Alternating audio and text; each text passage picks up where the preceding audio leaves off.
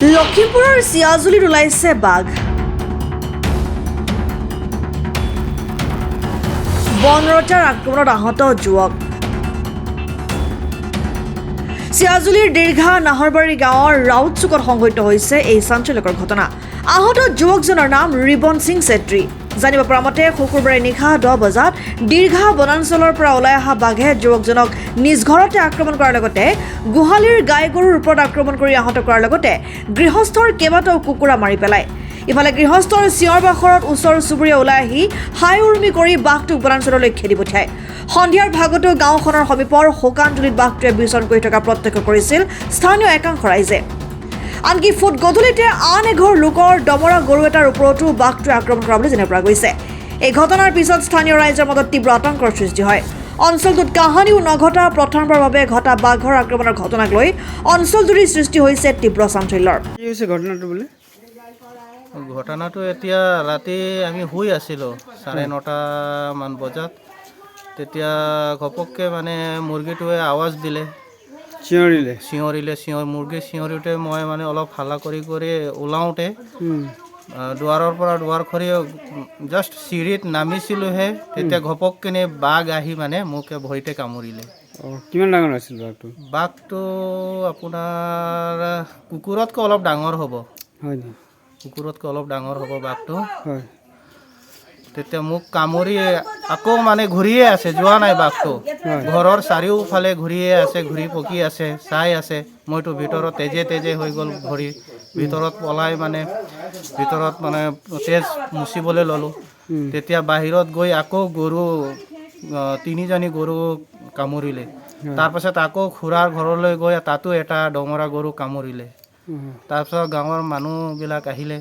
তাৰপিছত মানুহবিলাক আহি চবেই চিঞৰ বাখৰ কৰোঁতে তেতিয়াই মানে অলপ আঁতৰলৈ গুচি গ'ল, জংঘল ফালে গুচি গ'ল।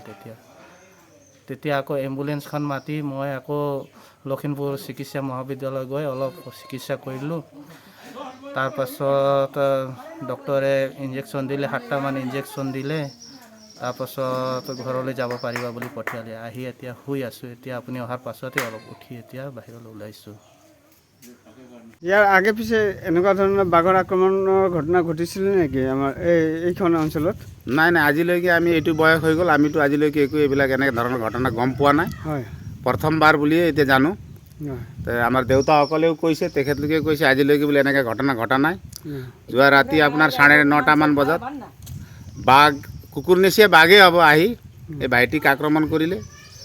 তাৰপিছত আপোনাৰ গাই দুজনী, এজনী ক্ষীৰতী গাই আৰু চেউৰী গাইক আক্ৰমণ কৰিছে।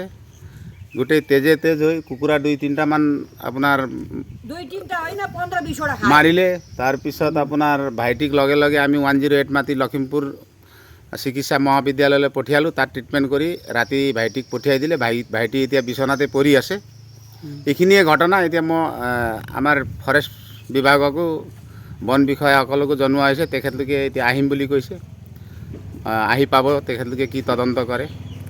এই আমাৰ ৰাইজ গোটেই আতংকিত হৈ আছে। কণ ল'ৰা ছোৱালীসকল আছে। যদি চৰকাৰ প্ৰশাসনে এইটো অতি সোনকালে যদি ব্যৱস্থা লয় তেতিয়া আমি মানে শান্তি পাম। নহ'লে গোটেই ৰাইজ আমাৰ অঞ্চলটোত মানে আতংক, গোটেই অঞ্চল জুৰি আতংক হৈছে। গোটেই ৰাইজে মানে আতংকিত হৈ আছে। আমি কেনেকৈ ৰাতি থাকোঁ তেনেধৰণৰ এটা গোটেই আতংকিত ৰাইজ হৈ আছে।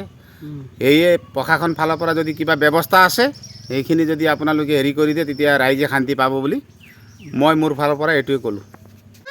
আমাৰ ঘৰ এফালে কুঁৱাত উঠি হৈ আছিলে আৰু কিবা মোক পূৰা খেদা মাৰি আহিছিলে। মই দৰৱাজা বন্ধ কৰি ভিতৰত সোমালোঁ। তাৰপৰা এইফালে আহিলে সন্ধিয়া সময়ত, আকৌ 9টা বজাত আহিলে। আহি কিনে ইয়াত ভাইটিহঁতৰ ইয়াত কুকুৰা চুকুৰা ঢেৰ খালে। গাই গৰু, আমাৰো গৰু কামুৰিছে। ইয়াত পূৰা নাকত আঁচুৰি দিছে আৰু ভাইটিক ইয়াত পূৰা কামুৰি কিনি তেজ ওলাই দিছে। আৰু 108 আহি কিনি লৈ গ'ল হস্পিটেল, ফোন কৰিলে। ফোন কৰি বাঘটো সন্ধিয়া ওলাইছিলে, তুমি দেখিছা ন? মই দেখিছোঁ। মই ফাৰ্ষ্টত দেখিলোঁ এইফালে জেউৰা ভাঙি কিনে আহিছে, পূৰা হাতী ভাঙা নিচিনা আহিছে। পূৰা ডাঙৰ আছিল, আকৌ ইমান ডাঙৰ আছে, বাঘেই হয়। ভয় লাগিলে ইমান দেখি কিনি, ইমান ভয় লাগিছে। লখিমপুৰৰ পৰা গিৰিশ বৰুৱাৰ ৰিপৰ্ট, অসম টাইম।